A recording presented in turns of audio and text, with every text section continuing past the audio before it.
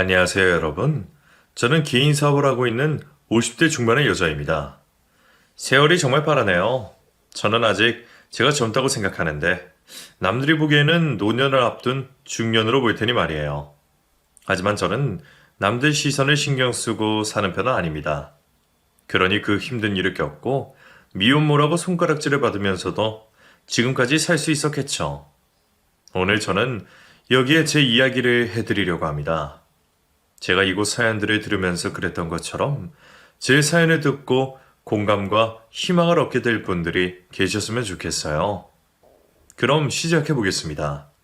저는 작은 공장을 운영하시던 아버지와 전업주부인 어머니 밑에서 외동딸로 자랐습니다. 아버지께서 대기업에서 근무하셨기 때문에 부족함 없는 환경에서 부모님 사랑받으면서 자랐어요. 그런데 제가 중학교 때 아버지께서 사업을 도전하셨다가 한번 실패를 경험하시고 그때 정말 찢어지게 가난한 게 어떤 것인지 뼈저리게 느끼게 되었습니다. 좁은 단칸방에서 세 식구가 거의 구겨지다시피 잠을 자야 했거든요. 하지만 저희 아버지는 강한 분이었어요. 반드시 일어서겠다고 저와 저희 엄마에게 항상 말씀하셨습니다. 재영이 엄마 많이 힘들지? 조금만 기다려줘. 이번에 실패한 건 다음 단계로 뛰기 위한 발돋움 같은 거야. 난 믿지? 난 아빠 믿어. 엄마는? 엄마도 우리 남편 믿지. 당신 이번에도 실패하면 안 돼. 우리가 옆에서 열심히 응원할 테니까 뭐든 해봐. 조금 더디기는 했지만 저희 아버지는 결국 제가 대학에 졸업할 때쯤에는 안정적인 기업체의 사장님이 되셨습니다. 어머니도 같이 일을 도우셨고요. 저는 명문대를 졸업한 후에 공기업으로 취업을 하게 되었습니다. 저도 언젠가는 아버지처럼 기업인이 되고 싶은 꿈을 가지고 있었습니다. 하지만 당시에 저는 사회 경험을 우선 많이 쌓아둬야겠다고 생각했어요. 보통 그 나이 또래에는 연애도 하고 남자친구를 많이 만났습니다. 하지만 저는 연애를 제대로 해본 적이 없습니다. 어려서는 몰랐는데 성인이 되고 나니 저는 못생긴 축에 속한 편이었어요. 어릴 때부터 통통보다는 뚱뚱에 가까운 체격이었거든요. 대학생이 되어서 살을 빼니 살 속에 숨겨져 있던 사각턱이 드러났습니다. 인상이 짙은 편이어서 그런지 남자들에게 인기가 없었어요. 외모가 연애의 이유가 되지 않는다고 생각하는 편인데 저 어릴 때만 해도 가수 강수지나 하수빈처럼 여리여리하고 예쁜 여자들이 인기가 많았으니까요. 사실 어릴 때부터 남자아이들에게 놀림도 많이 당했지만 워낙에 저희 부모님께서 저에게 그런 말들을 개의치 말라고 교육하셔서 저는 신경 쓰고 살지 않았습니다. 엄마, 나는 왜 이렇게 뚱뚱하고 사각턱이야? 애들이 맨날 놀려. 얼굴이 네모라고. 그렇게 말하며 제가 울면 저희 어머니께서 미소를 띤 채 말씀하셨어요. 왜? 우리 채영이 얼굴이 얼마나 개성있고 멋있는데. 남의 외모가 어떻든 그걸 가지고 놀리는 게 잘못된 거야. 사람은 각기 가지고 있는 매력이 있는 거야. 그런 거 절대 신경 쓰지 마. 알았지? 응, 알았어요. 하지만 성인이 되고 나서도 연애를 제대로 하지 못하게 되니 어쩐지 제 외모에 대한 자격지심도 생기고 자신감이 점점 낮아졌어요. 역시 이렇게 생긴 얼굴을 남자들은 싫어하는구나.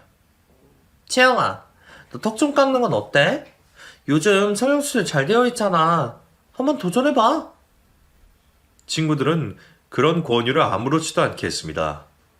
하지만 저는 아프지도 않는데 뼈를 깎는 수술을 하는 게 이해할 수 없었어요. 무섭기도 했고요. 아무튼 주변에서도 성형을 권유할 정도였으니 저는 점점 더 자존감이 떨어졌고 이성 앞에서는 괜히 주눅이 들었습니다. 그런 이유로 오히려 더 연애를 못하게 되는 악순환이 반복되었습니다. 그러다 보니 제 나이 30이 되도록 애인을 한 번도 사귀지 못했어요. 그리고 저희 부모님도 걱정하시기 시작했습니다. 지금이야 30 넘어서 결혼을 하거나 결혼을 안 하거나 그다지 눈치 보이지 않는 시대이지만 제가 30일 때는 노처녀라는 말이 텔레비전에서도 일상생활에서도 많이 나오던 시기였거든요. 제가 조금만 예민하게 굴어도 노처녀 히스테리라는 소리를 들었습니다. 그 말을 들으면 정말 없던 히스테리도 생기는 것만 같았어요. 그래서 저도 떠밀리듯이 결혼정보회사에 직접 가서 가입을 하게 되었습니다. 조건이 나쁘진 않으신데 일단 나이랑 외모에서 조금 등급이 떨어질 수도 있겠어요. 연상 괜찮으시죠? 회원님보다 연상이면 좀 나이가 있기는 해도 조건은 꽤 괜찮은 분들이 많거든요. 그런 말을 지금 듣는다면 정말 굴욕적이었을 것 같은데 그때는 그런 말도 순순히 받아들였습니다. 그럼요. 저도 연상 좋아해요. 그래요. 그럼 저희가 잘 매칭해서 연락드릴게요. 그리고 만난 게 전 남편이었습니다. 지금은 그 결혼정보회사가 사라졌는데 아직까지 있었다면 정말 고소라도 하고 싶은 심정이네요. 아무튼 흥분을 가라앉히고 다시 이야기를 시작하겠습니다. 그때 제 나이가 30이었고 그 사람 나이는 37이었어요. 긴장을 많이 했는데 첫인상이 온화해서 마음이 조금 놓였습니다. 안녕하세요. 저 김수찬이라고 합니다. 이미 알고 계시죠? 네, 반가워요. 저는 이채영이에요. 네, 저도 이미 알고 있습니다. 저는 사실 결혼할 생각이 없었는데 부모님께서 이 나이까지 결혼하지 않으니까 걱정이 되셨나 봐요. 저 모르게 결혼정보회사에 이렇게 등록까지 해두셨네요. 아, 오해하지 마세요. 억지로 나온 건 아닙니다. 그러셨구나. 저는 솔직히 노처녀 소리 듣기 싫어서 제가 가입했어요. 그랬군요. 이렇게 아름다운 분을 왜 아무도 안 채갔지? 그 참 신기하네요. 그 사람이 능청맞게 그렇게 이야기를 하는데 저도 모르게 두 뺨이 빨갛게 달아오르는 걸 느낄 수 있었습니다. 이성한테 그런 이야기를 듣는 게 거의 처음이었거든요. 그 사람도 저를 마음에 들어하는 줄로만 알았죠. 그날 이후로 저희 둘은 자주 연락을 주고받았습니다. 그리고 급하게 결혼 약속까지 하게 되었어요. 재영씨, 우리 만난 지는 5개월밖에 되지 않았지만 저는 만난 기간이 중요하지 않다고 생각해요. 저랑 결혼하실래요? 결혼이요? 왜요? 싫으세요? 저희 더 늦어지면 안 될 것 같은데. 저는 채영씨 놓치기 싫습니다. 제 반지 받아주세요. 그 사람은 큰 다이아가 박힌 반지를 저에게 내밀었어요. 공치사도 잊지 않았습니다. 저 사실 이렇게 반지에 돈 쓴 거 처음이에요. 이게 10부 다이아라더라고요. 보통 5부나 7부 많이 하는데 전 더 큰 게 하고 싶어서. 마음에 드세요? 네, 마음에 들어요. 당시 저희 아버지는 업계에서 알아주는 기업을 운영하고 계셨고 전 남편의 집안은 저희 아버지 업계와는 다르지만 꽤 유명한 기업을 소유하고 있었습니다. 그런데 저는 시댁의 반대에 부딪힐 거라고는 상상도 못했어요. 시댁에 인사를 드리러 갈 수조차 없었습니다. 정말 어처구니 없는 상황에 저희 부모님도 당황을 하셨어요. 지영아, 사돈분들이랑은 언제 상견례를 하게 되는 거니? 아빠, 지금 많이 바쁘시다고 한 달 내로는 자리 마련할게요. 뭐, 이 알만한 사람들이 왜 그러나? 뭐가 마음에 안 드는 거야? 뭐야? 아빠도 슬슬 언짢아지려고 하네. 죄송해요. 아니, 우리 채영이가 기분 나쁘라고 하는 말이 아니라, 야, 아빠 엄마가 속이 상해서. 그럴 만도 했어요. 전 남편에게서 프로포즈를 받은 후에 한 달이 넘도록 상견례 자리를 갖지 못했으니까요. 그리고 결국에는 상견례 없이 결혼식을 진행하게 되었습니다. 저희 부모님께서도 이건 말이 안 된다고 하셨지만 전 남편이 결혼을 밀어붙였어요. 장인어른, 장모님, 제가 죄송합니다. 솔직히 말씀드리면 저희 어머님이 제가 결혼하는 걸 반대하세요. 제가 이 나이까지 결혼을 못한 것도 다 어머님의 반대 때문이었습니다. 하지만 채영이는 절대 놓치고 싶지 않아요. 저 한 번만 믿어주십시오. 남편이 그렇게 애원을 하는 바람에 울며 겨자 먹기로 시댁의 도움 없이 결혼을 준비했습니다. 정말 그 당시를 돌이켜보면 제 자신이 미쳤던 것 같아요. 그렇게밖에는 설명할 길이 없네요. 그리고 결혼식이 있기 열흘 전에 갑작스러운 호출로 시댁에 인사를 가게 되었습니다. 집에 들어서자마자 들은 소리는 충격적이었어요. 저를 아래 위로 훑어본 시어머니가 남편에게 말했습니다. 얘가 뭐가 좋니? 엄마 왜? 난 이 결혼 반대야. 그런 줄 알아라. 가봐. 현관문 앞에서 그렇게 말을 하고 내쫓더라고요. 정말 어처구니가 없었습니다. 그때 무리하게 결혼을 하지 말았어야 했어요. 아무튼 걱정했던 것과는 달리 결혼식에 시부모님이 오셨더라고요. 모르긴 몰라도 남편이 시댁에서 거의 내놓은 자식 취급을 받는 것 같았습니다.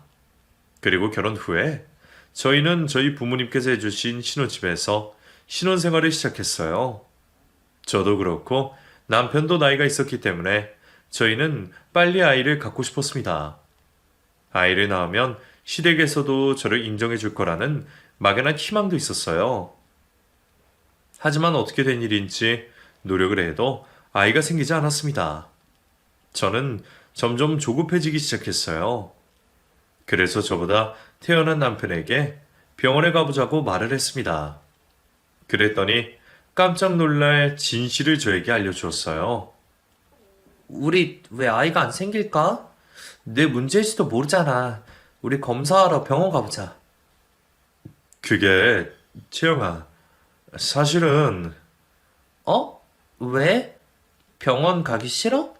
그래도 그런 게 아니라 내가 사실 너랑 결혼하기 전에 20대 정략 결혼을 한 적이 있어. 뭐라고? 그걸 왜 지금 말해? 들어봐. 근데 내가 아이를 못 갖는 몸이었어. 그래서 그때 이혼하고 그나마 건강한 정자를 냉동시켜 놨거든. 뭐? 그게 가능해? 아, 그게 벌써 10년 전이니까. 그걸로 우리 시험관 아이에서 아이 갖자. 미안해. 나 너 놓치기 싫었어. 이제야 말한 거 정말 미안해. 지영아, 그래도 내 마음 이해해 줄 수 있지? 남편은 울먹이며 그렇게 말을 했습니다. 너무 당황스럽기는 했지만 그제라도 저에게 진실을 이야기해주고 남편도 아이를 가져야 한다는 마음을 알게 되어서 차라리 기쁜 마음이 더 컸네요. 그래서 저는 남편이 보관해둔 정자로 그 힘든 시험관 시술을 받았습니다. 처음에는 실패를 했어요. 그게 생각보다 쉬운 게 아닙니다. 지금 다시 하려면 절대 못할 거예요. 주사를 얼마나 많이 맞았는지 모릅니다. 하지만 저는 악으로 버텨서 겨우 3번 만에 임신에 성공하게 되었습니다. 그날은 정말 제 인생에서 최고로 기쁜 날이었어요. 지금의 제 사랑스러운 아들을 임신한 걸 알게 된 날이었기도 하니까요. 당시에 남편도 기뻐했습니다. 여보, 나 임신이래. 드디어 우리 아이가 생겼어. 채영아, 고생했어. 나도 아빠 되는 거야? 정말 행복하다. 이제 우리 부모님도 기뻐하실 거야. 아무 걱정하지 마. 하지만 달라진 건 없었습니다. 남편의 시댁에서도 기뻐할 거라고 호언장담했지만 시댁에서는 아무 연락도 없었어요. 그리고 제가 임신을 한 이후에 시댁의 사업을 물려받기로 한 아주버님이 사고사를 당하셨습니다. 그때 저는 장례식장에 가서 쫓겨났어요. 네가 어디라고 여기를 와? 나가. 어머님. 어머님? 이래서 사람을 잘 들어야 된다고 하는 거야. 네가 아는 두 사람이 넌 절대로 안 된다고 했는데 이래서 그랬구나. 정말 저를 쥐잡듯이 잡더라고요. 저는 그래도 버티려고 했는데 버틸 수가 없었습니다. 그리고 시어머니 옆에서 처음 보는 여자가 시어머니 시중을 들고 있었어요. 저는 악귀 취급을 받으며 장례식장에 더 있을 이유가 없다고 생각하고 그냥 처량하게 혼자서 집으로 돌아갔습니다. 아주버님이 돌아가신 이후에 내놓은 자식이었던 남편이 후계자로 사업을 물려받기 위해서 회사 일에 매진했어요. 언젠가는 저를 알아주시겠지 하는 마음으로 저는 버티고 버텼습니다. 남편은 회사 일 때문에 집에도 잘 들어오지 않고 저에게 소홀해진 느낌을 받았어요. 여보, 오늘도 회사에서 늦어? 알잖아. 형 죽고 빈자리 메우려고 나 엄청 노력 중이야. 힘들면 장모님 불러서 같이 지낼래? 아니야, 나 괜찮아. 나는 당신이 힘들까봐 걱정이지. 그래, 화이팅! 남편에게 섭섭함이 느꼈을 때마다 저는 제가 임신을 하고 호르몬 때문에 예민해진 탓이라고 생각하려 애를 썼습니다. 하지만 제가 예민해진 탓이 아니었습니다. 실제로 남편은 점점 더 저를 멀리하기 시작했습니다. 그 당시에 저는 아이를 임신해서 행복하기도 했지만 또 내심 많이 불안했습니다. 저희 친정아버지가 하던 사업도 그 당시에 많이 힘들어져서 친정의 도움을 요청할 수도 없었어요. 엄마가 가끔 전화를 하셔서 힘든 사정 이야기를 하셨거든요. 지영아, 몸은 어때? 엄마, 괜찮아. 잘 지내시죠? 내가 자주 가야 되는데. 아유, 엄마가 가야 하는데 요즘 아빠 회사가 문제가 생겨서. 무슨 문제? 심각한 거야? 아니야, 너희 아빠 알잖아. 금방 일어날 거야. 몸 잘 챙기고 김서방이 잘해주지? 제가 임신하고 8개월쯤이 되고 나서 남편은 급기야 아예 집에 들어올 생각조차 하지 않았습니다. 전화를 해도 바쁘다며 받지 않기가 일쑤였어요. 저는 완전히 고립된 기분이었습니다. 임신 후에 남편의 권유로 일도 그만둔 상태였고 친구들과도 연락이 끊겼고 진정해도 제 속내를 털어놓을 수가 없었으니까요. 저는 정말 힘들었지만 뱃속의 아이만 생각하려고 노력했습니다.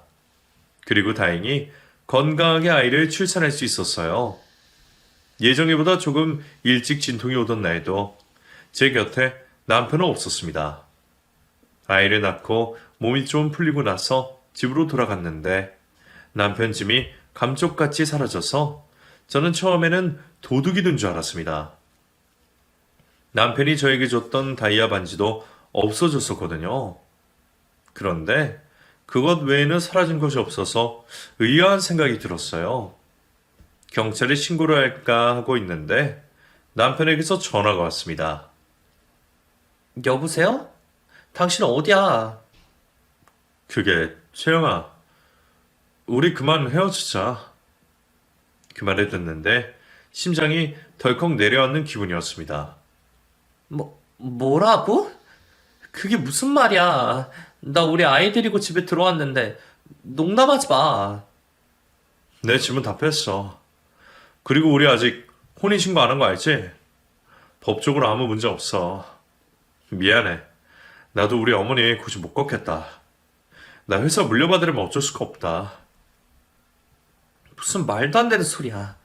우리 애는 어쩌라고. 그리고 혼인신고를 아직도 안 했어? 당신이 한다고 했잖아.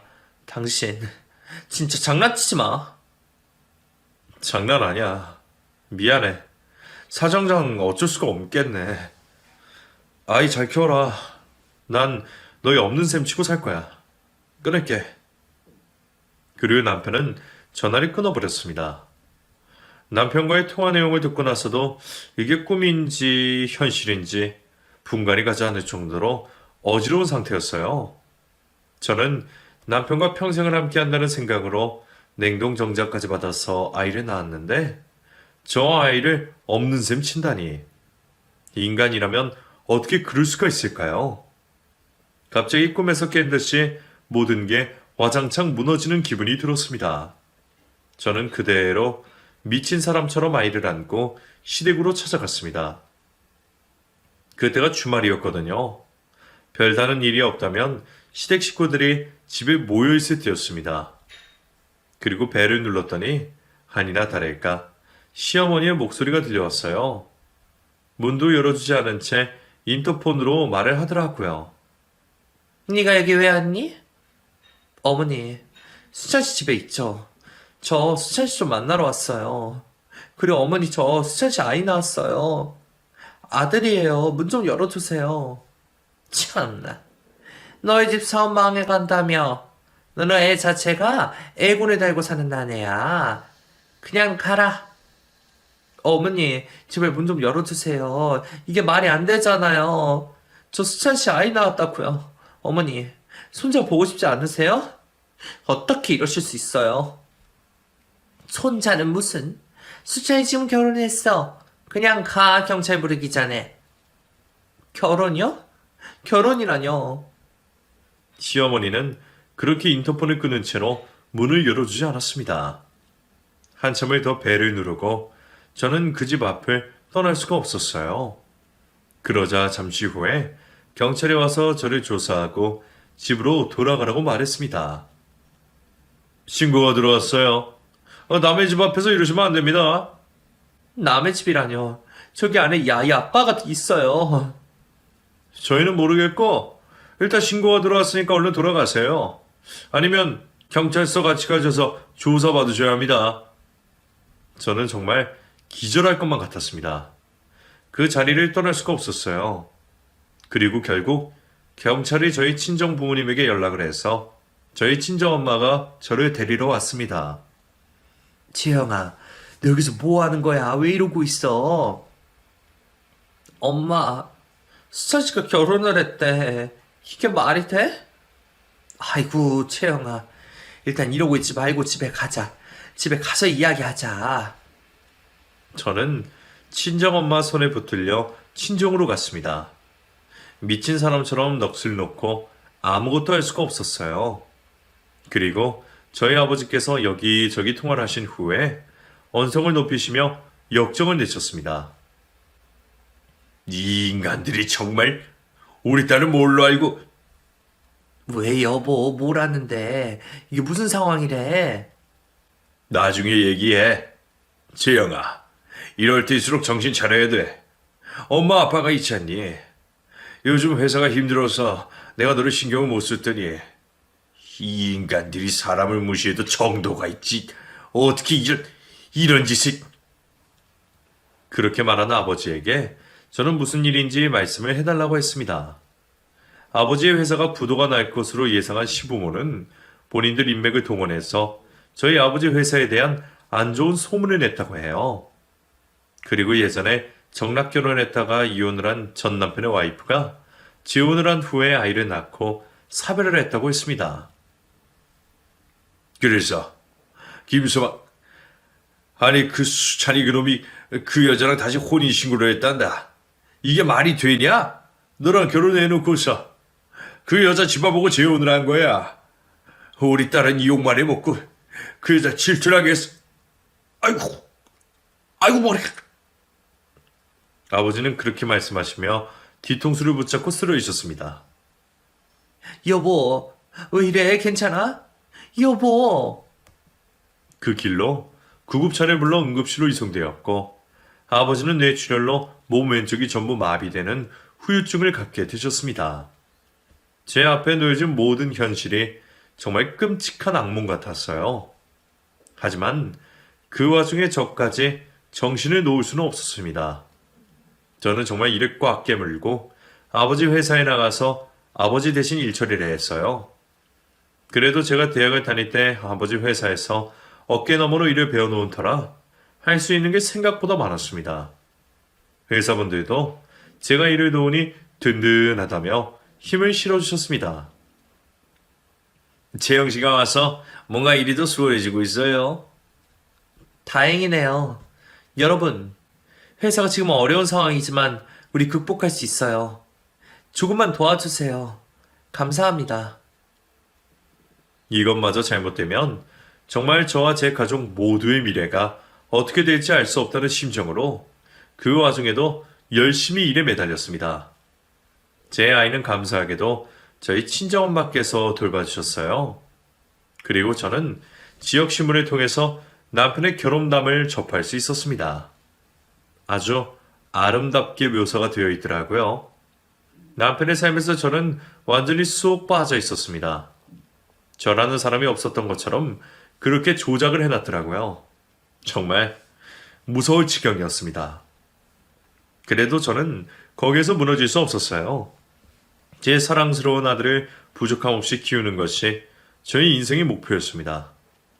아버지도 어느 정도 몸이 회복되신 후에 회사 대표로서 자리를 잡아주셨고, 저도 아버지를 도와서 회사 일에 매진한 끝에 결국은 부도 위기를 모면하고 전보다 더욱더 명성을 알리게 되는 계기가 되었어요. 그렇게 저는 아버지 회사에서 일을 하다가 제 아들이 중학생이 되었을 때쯤에 제자 회사를 따로 설립했습니다. 그런데 중학생이 되고 나서 저희 아들이 그전에는 한 번도 하지 않았던 질문하기 시작했어요. 엄마, 근데 할아버지가 내 아빠는 아니잖아. 어? 그렇지. 할아버지는 할아버지지. 나는 할아버지를 아빠처럼 생각하고 살았는데 갑자기 궁금해졌어. 내 친아빠는 어디에 있어? 그 말을 듣는데 그동안 가슴속에 억지로 묻어두고 살았던 울분이 터져나왔어요. 아들 앞에서 그러면 안 되는 건데 저는 목 놓아 소리내어 울었습니다. 그런 저를 오히려 아들이 위로해 주었어요. 엄마, 괜찮아. 다 무슨 사정이 있었겠지. 나는 아빠가 없어도 아무 상관이 없는데 그냥 단순히 궁금한 거야. 엄마가 힘들면 말 안 해도 돼. 저는 한참을 울다가 겨우 진정하고 아들에게 진실을 이야기해 줄 때가 됐다는 생각에 차근차근 아들이 이해하기 쉽도록 설명을 해줬습니다. 그런데 아들이 이야기를 다 듣고 손을 부들부들 떨면서 말했어요. 어떻게 그런 사람이 내 아빠야? 엄마 정말 힘들었겠다. 아니야, 엄마는 괜찮아. 이제는 다 지난 일인데. 지난 일이 아니지. 내가 이렇게 살아있는데 나를 낳게 한 장본인이 그렇게 살아있으면서도 나를 궁금해하지 않는다는 게 나도 이해가 안 가. 엄마, 나 아빠, 아니 그 사람 만나봐도 돼? 아들의 제안에 저는 어쩔 줄을 모르겠더라고요. 그게 괜히 만나면 상처만 받을까 봐. 사실 그 사람들 엄마한테도 그렇게 모질게 대했는데 이제 와서 우리 동현이한테도 그런 몹쓸짓 할까 봐 엄마는 무서워. 아들은 그렇게 말하는 저에게 일단 알겠다고 대답을 했습니다. 그리고 인터넷으로 남편의 이름을 검색해본 모양이었어요. 하루 뒤에 저에게 아들이 말했습니다. 엄마, 그 사람 지금 사회적 기업 운영하면서 좋은 사람 노릇하고 살고 있던데? 이거 다 가짜잖아. 이렇게 사람들을 속이면서 살아도 돼? 엄마가 그 사람한테 정당한 대가를 요구했으면 좋겠어. 아들의 말에 저는 그동안 아들에게 피해가 갈까봐 내지 못했던 용기를 내기로 결심했습니다. 동현아, 엄마 그럼 그 인간한테 복수해도 될까? 응. 엄마, 나 때문에 미뤄뒀던 거 다 해도 돼. 난 평생 엄마 곁에 있을 거고 엄마 편이야. 할 수 있는 거 다 하자. 그래, 동현아, 고마워. 그 이후로 저는 제 변호사 친구를 만나서 양육비 지급 소송을 진행하기로 결심했습니다. 친구와 상담을 하고 보니 남편과 저는 법적으로 결혼하지 않았고 아들은 혼외 자식으로 되어 있었어요. 그래서 친생자 관계 확인 소송도 해야 한다고 했습니다. 김수찬 씨 아들이라는 거 확인하려면 그걸 먼저 해야 돼. 유전자 검사도 해야 하고. 가오는 되어 있지? 당연하지. 나 내 아들을 위해서 싸울 거야. 그래. 사실 그 기업이 하도 유명해서 힘들 수도 있는데 나도 최선을 다해서 도와줄게. 그렇게 소송을 진행했고 소장을 받은 시댁에서 저에게 연락이 왔습니다. 남편은 또 뒤로 숨고 전시모가 저에게 전화를 했더라고요. 오랜만에 들어도 사람 스트레스를 유발하던 말투는 여전했어요. 야, 너 미쳤니? 다짜고짜 무슨 말씀이세요? 뭐 내 속을 떨어? 너 우리 상대로 소송 걸었더라. 간이 배 밖으로 나왔지? 너희 아버지 회사가 좀 잘 나간다고 지금 눈에 뵈는 게 없니? 저는 해야 할 일을 했을 뿐이에요. 제 아들도 그걸 원하고요. 그래. 너 이거 쫄딱 망해봐야 정신을 차리지? 그렇게 해라. 진짜 확인해야 하니까 검사 받으러 오라고 김수찬 씨한테 전해주세요. 뭐? 인연이 진짜? 욕하지 마시고요. 끊겠습니다. 그때는 제가 먼저 전화를 끊어버렸습니다. 그리고 친자 검사 확인을 피하기 위해 갖가지 핑계를 대며 1년이나 시간을 끌더라고요. 저는 참을성 있게 기다렸습니다. 언젠가는 세상에 진실이 밝혀질 거라고 믿었어요. 그러다 보니 전 남편 기업에 비리들이 터져 나왔습니다. 페이퍼 컴퍼니를 만들어서 세금을 내지 않으려고 한 데다가 고액 체납을 하고 직원들에게 갑질을 하며 제대로 월급을 주지 않았다는 사실들이 여기저기서 폭로되고 있었거든요. 그리고 어느 유명한 매체에서 저에게 인터뷰를 요청했습니다. 저는 소송 중이었기 때문에 그 인터뷰를 응해야 할지 말아야 할지 고민이 됐어요. 하지만 제 친구 변호사가 인터뷰에 응하라고 조언을 해줬습니다. 오히려 그게 증거 자료가 될 수도 있어. 인터뷰하는 것도 좋은 방법이야. 그래도 될까? 그래. 이제까지 시간 큰 거 봐라. 저 사람들 이 상태로는 안 돼. 결단은 내려야 돼. 그래, 알았어. 그렇게 저는 유명 매체와 인터뷰를 했습니다. 저희 신상과 제 아들의 개인정보를 보호해주겠다는 약속을 받고 인터뷰를 하면서 제가 겪은 부당한 일들에 대한 걸 모두 다 털어놨어요. 기자도 들으면서 고개를 흔들 정도였습니다. 제가 한 인터뷰가 기사에 실렸고 인터넷을 통해서 빠르게 사실이 퍼져나가기 시작했어요. 그전에는 사회적으로 좋은 일을 많이 하는 기업으로 소문이 나 있던 전 남편, 전시대기 기업이 갑자기 본물 터지듯이 폭로전이 이어지자 기업 이미지가 한순간에 나락으로 치달았습니다. 그러자 그쪽에서 먼저 저에게 연락을 했어요. 이번에도 전시모였습니다. 나 지금 네 회사 앞이다. 들어간다? 연락도 미리 없이 이렇게 갑자기. 라고 말하는 순간 전시모가 제 사무실에 들이닥쳤어요. 그리고 죽이듯이 저를 노려보며 말했습니다. 너 이렇게까지 하는 이유가 뭐야? 안 그래도 여기저기서 유언비어 퍼뜨려서 지금 죽을 지경인데 다 거짓말이었다고 다시 기사내. 그 기자 당장 불러. 어머님, 아니 뭐라고 불러야 되지? 아무튼 제가 왜요? 다 사실인데요 뭘. 뭐? 이게 진짜 너 해보자는 거야? 해보자는 게 아니라 저는 그냥 사실을 밝혔을 뿐이에요. 저희 아들 댁에 아드님 유전자 물려받은 건 사실이고 이제라도 사과하시고 하다가 대가를 치르시라는 거예요. 제가 그렇게 말하자 전시모가 저에게 달려들어서 제 머리채를 쥐어잡고 흔들었습니다. 다시 말해봐. 너 진짜 쥐도 새도 모르게 죽고 싶니? 이것 놓으세요. 지금 협박하시는 거예요. 제 사무실에 녹음까지 다 되는 CCTV 설치되어 있거든요. 지금 이러시는 거 다 증거로 제출할 거예요.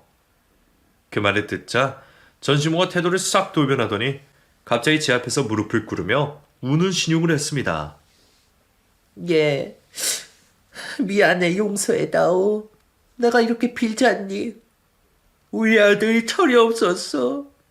양육비는 얼마든지 줄게. 소송 같은 잡스러운 건 하지 말자. 다 아는 사람끼리 왜 그러니? 그 우유부단한 인간은 어머님 꼭두가시였죠. 다 어머님이 자초한 일이에요. 그만 제 사무실에서 나가주세요. 어머님 말씀처럼 구질구질하게 이러지 마시고요. 그러고 있는데 제 사무실에 마침 저를 만나기로 약속했던 제 아들이 도착을 했어요. 그리고 저를 불렀습니다. 엄마, 저 들어가도 돼요? 동현아 나가자. 이분은 누구예요? 제 아들이 그렇게 말하자 전시모가 대뜸 일어서서 제 아들을 끌어안고 말했습니다. 네가 동현이구나. 난 네 친애인이야. 어휴 이렇게 많이 컸네. 잘 지냈니? 이제 와서 미안하구나. 그런 전시모를 뿌리치며 제 아들이 담담하게 말했습니다. 저는 할머니 없는데요? 제 아버지라는 분이 지금 저를 부정하고 계시는데 제 할머니가 어디 있어요? 이러지 마세요. 저도 알 건 다 알아요. 저희 엄마도 괴롭히지 마시고요. 엄마 가요. 아들은 그렇게 말하며 제 팔을 이끌고 사무실 밖으로 나갔습니다. 전시모는 황당한 표정으로 저희를 바라보고 있었어요. 그리고 아들이 뒤돌아서서 한마디를 더 했습니다. 이제라도 모든 잘못을 뉘우치시고 다 원만하게 해결하시길 바랄게요. 저희 엄마한테 했던 나쁜 짓도 대가 치르시고요. 차마 애한테 성질을 내지 못하고 분해서 부들부들 떠는 전시모를 보며 통쾌한 마음으로 저는 아들과 함께 밖으로 나갔습니다. 겨우 중학교 2학년이었던 아들이 언제 그렇게 어른스러워진 건지, 당시에 어찌나 든든했는지 몰라요. 그리고 얼마 후에 전 남편은 순순히 아들과의 친자 검사를 하게 되었고, 결과는 당연히 전 남편이 친부라는 게 밝혀졌습니다. 그리고 저에게 양육비를 지급하라는 소송도 함께 진행을 했어요. 다른 폭로전을 무마시키기 위해서 그렇게 했겠지만 모든 사실이 밝혀지자 사람들은 오히려 더 그 기업을 불신하며 불매운동까지 시작하게 되었습니다. 그 기업의 악행을 폭로했던 사람들도 힘을 얻어서 더 가열차게 폭로를 했고요. 저는 천천히 망해가는 시댁을 지켜보면서 이제야 정의가 살아있다는 생각이 들었습니다. 그리고 정말 신기하게도 조금씩 마음에 패여있던 깊은 상처가 아무는 기분이었어요. 부자는 망해도 3년이라는 말이 있잖아요. 하지만 이미지로 버티던 그 기업은 한순간에 나락으로 떨어져 갔습니다. 결국에는 전시모와 전 남편은 저와 저희 아버지 회사에도 굽신거리며 부탁을 했어요. 장인어른, 정말 오랜만에 뵙습니다. 장인어른? 누가 당신 장인어른이야? 죄송합니다. 그때는 저도 어쩔 수가 없었어요. 오늘 사죄드리러 왔습니다. 지금 몇 년이 지났는데 이제 와서 그런다고 뭐가 달라져? 우리 딸이랑 손자가 받은 상처가 아무냐고? 꼴도 보기 싫으니까 당장 나가. 그러자 전시모가 또 그 값싼 무릎을 꿇고 말했어요.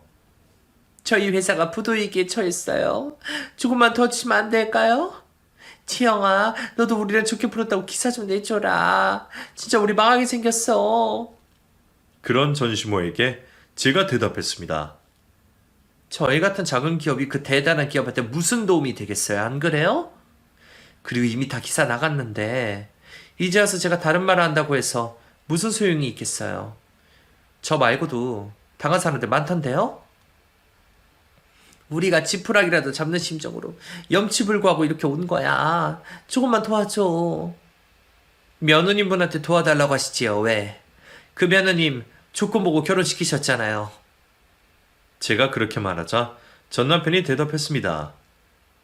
이혼했어. 이미 오래전에. 채영아, 그래서 말인데 우리 다시 합치자. 우리 동현이로 봐서라도. 미쳤어. 이게 진짜 보자 하니까. 어디 그 입에 동현이 이름을 올려. 경찰 부르기 전에 당장 나가. 아줌마. 아줌마도 일어나. 나가. 저는 제가 할 수 있는 힘을 다 끌어모아서 그렇게 소리를 쳤습니다.